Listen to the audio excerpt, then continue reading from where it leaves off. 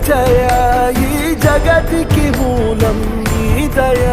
నీ దర్శనముంది వెలిగిన జ్యోతి మనసున చిన్మయ పరమా